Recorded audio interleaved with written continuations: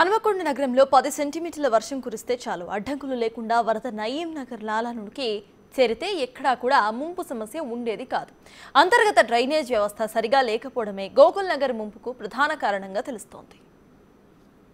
So 100 feet road నుంచి Fatima junction నుంచి వచ్చేటువంటి వరద అంతా కూడా ప్రస్తుతం ఈ నాలా ద్వారా వస్తూ ఇక్కడే ప్రధానమైన నాలా అయినటువంటి నయీం నగర్ నాలా లోపల ఈ డ్రైన్ వాటరు ఒకవేళ వరద నీరు వచ్చినా కూడా ఆ నీరంతా ఇటే వస్తుంది. సో ఇక్కడ మనం చూడొచ్చు ఎగువ నుంచి వచ్చేటువంటి వరద మనకి నయీం నగర్ నాలలో కలుస్తుంది. సో ఇక్కడ మనకి వైట్ కలర్లో వస్తున్నటువంటి ఇటు నుంచి వస్తున్నటువంటి ఈ వరద అంతా కూడా గోకుల్ నగర్ జంక్షన్ నుంచి ప్రస్తుతం మనం ఇంతకుముందు చూసినటువంటి ఆ 5 ఫీట్ల నాలా డ్రైన్ అయితే ఏదైతే ఉందో ఆ డ్రైన్ నుంచి వచ్చే వాటర్ కూడా ఇక్కడే ప్రధాన నాలా అయినటువంటి హనుమకొండ సిటీకి ఈ నయీం నగర్ నాలా సో ఇందులోపల కలుస్తుంది. సో మనం ఇంతకుముందు చూసాము దాదాపు 5 ఫీట్ల వెడల్పుతో ఉన్నటువంటి నాలాను ఒకసారి మనం చూసాము. ఇదంతా కూడా స్మార్ట్ సిటీ నిధులతోని డ్రైన్ నిర్మాణం సగంలో ఆగింది. ఆ మిగతా దాదాపు నిర్మాణం కాకపోవడంతో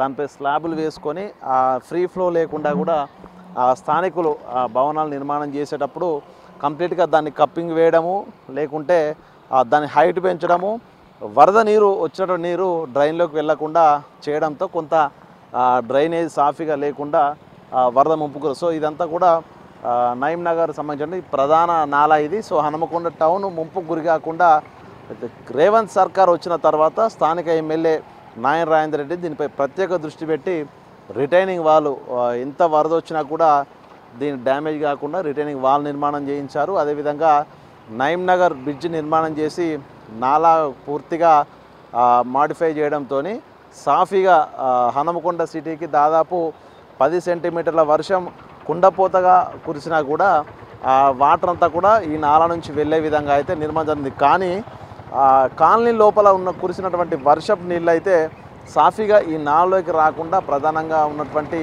ఈ యొక్క డ్రైన్ సిస్టమ్ అంతా కూడా ఎక్కడికక్కడ కప్పింగ్ వేయడము ఆ తర్వాత డిసిల్టేషన్ లేకపోవడంతో ఉన్నటువంటి వాటర్ అంతా కూడా ఓవర్ఫ్లో అవుతుంది, డ్రైన్లోకి వెళ్లకుండా కాలనీలోకి వస్తుంది. సో మనం గోకుల్ నగర్ జంక్షన్ నుంచి ఇప్పుడు మనం దాదాపుగా 2 కిలోమీటర్న్నర మనము ఇటు 100 ఫీట్ రోడ్ వైపు వచ్చాం. సో అంటే ఈ రోడ్డుకు ఎడమ వైపున 5 ఫీట్లతో ఉన్నటువంటి డ్రైన్ ఉంది, కానీ మరోవైపు రైట్ సైడ్కు మాత్రం 5 ఫీట్లతో మరొక డ్రైన్ నిర్మాణం చేయాల్సి ఉంది. సో అంటే ఈ నిర్మాణం లేకపోవడమే ఇటు సైడ్ ఉన్నటువంటి గోకుల్ నగర్ కాలనీ విద్యానగర్ కాలనీ కూడా ముంపుకు గురవుతున్నాయి. సో ఇదంతా గతంలో 40 సంవత్సరాల క్రితం ఇదంతా కూడా తుమ్మల కుంట, సో ఒక చెరువు, కానీ ఈ చెరువు కాలక్రమేణా కనుమరుగైంది. సో భవంతులు వెలిసాయి, కంప్లీట్గా కాలనీలు కూడా వెలిసాయి. సో ఇక్కడికే దాదాపు 8 కిలోమీటర్ల రేడియస్తో ఉన్నటువంటి వరద అంతా కూడా ఈ గోకుల్ నగర్ జంక్షన్ నుంచి 100 ఫీట్ రోడ్డు వైపుకు వరద వస్తుంది. సో ఈ ప్రాంతం అంతా కూడా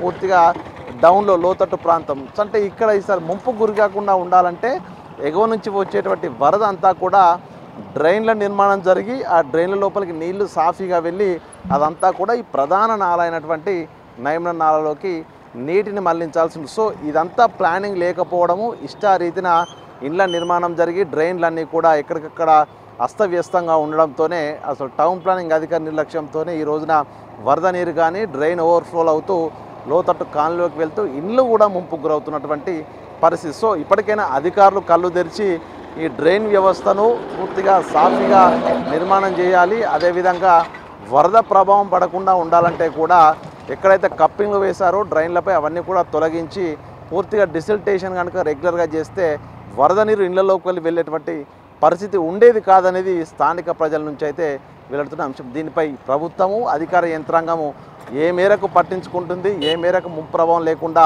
చూసుకుంటుందో వేచి చూడాల్సిన పరిస్థితి. ఇది హనుమకొండ నగరంలోని ముంపుకు గురవుతున్నటువంటి గోకుల్ నగర్ కాలనీకి ఎందుకు ముంపు గురవుతుంది, దానికి ప్రధాన కారణాలు ఏంటి, ఏం చేస్తే ముంపు బాధను తప్పించుకోవచ్చో ప్రస్తుతం మనము గ్రౌండ్ రిపోర్ట్లో తెలుసుకున్నాం.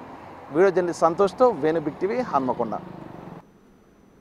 సో ఓవరాల్గా హన్మకొండకు ఉన్న ప్రధాన నాలా నయీం నగర్, కానీ ఆ నాలా వరకు కాలనీల నుంచి వచ్చే వరద వెళ్లటం లేదు. దాంతోనే ఈ సమస్య ఉత్పన్నమవుతోంది. దీనిపై అధికారులు దృష్టి సారిస్తే భవిష్యత్తులో గోకుల్ నగర్ ఏరియా మరోసారి నీట మునగదు.